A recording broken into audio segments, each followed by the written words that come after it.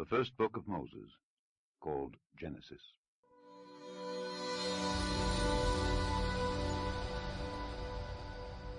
Chapitre 3.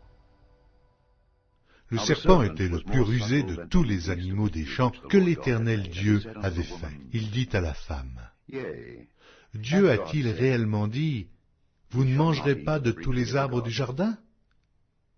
La femme répondit au serpent, « Nous mangeons du fruit des arbres du jardin. Mais quant au fruit de l'arbre qui est au milieu du jardin, Dieu a dit, « Vous n'en mangerez point et vous n'y toucherez point, de peur que vous ne mouriez. » Alors le serpent dit à la femme, « Vous ne mourrez point.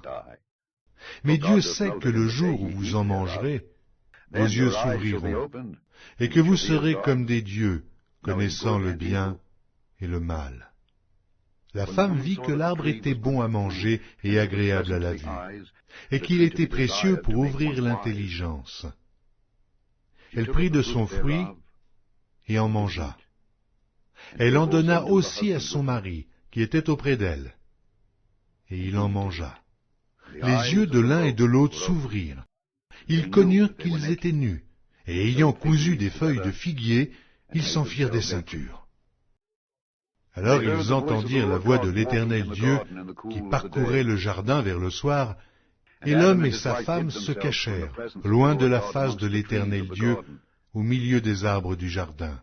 Mais l'Éternel Dieu appela l'homme et lui dit, « Où es-tu » Il répondit, « J'ai entendu ta voix dans le jardin, et j'ai eu peur, parce que je suis nu, et je me suis caché. » Et l'Éternel Dieu dit, « Qui t'a appris que tu es nu?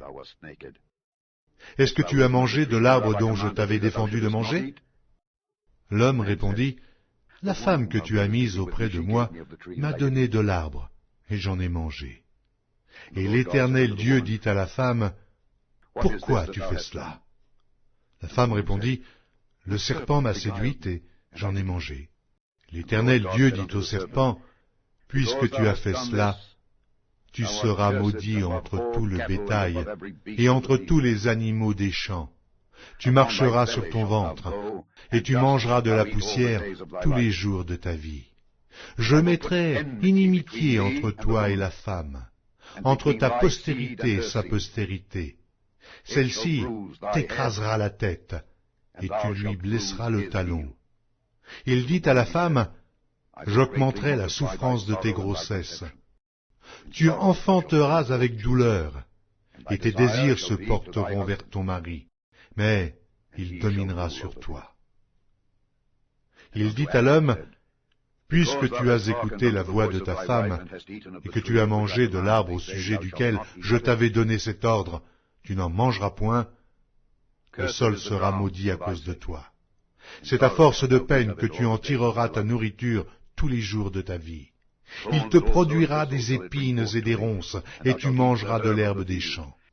C'est à la sueur de ton visage que tu mangeras du pain, jusqu'à ce que tu retournes dans la terre d'où tu as été pris, car tu es poussière, et tu retourneras dans la poussière. » Adam donna à sa femme le nom d'Ève, car elle a été la mère de tous les vivants. L'Éternel Dieu fit à Adam et à sa femme des habits de peau, et il les en revêtit. L'Éternel Dieu dit, « Voici, l'homme est devenu comme l'un de nous, pour la connaissance du bien et du mal. Empêchons-le maintenant d'avancer sa main, de prendre de l'arbre de vie, d'en manger et de vivre éternellement. » Et l'Éternel Dieu le chassa du jardin d'Éden pour qu'il cultivât la terre, d'où il avait été pris.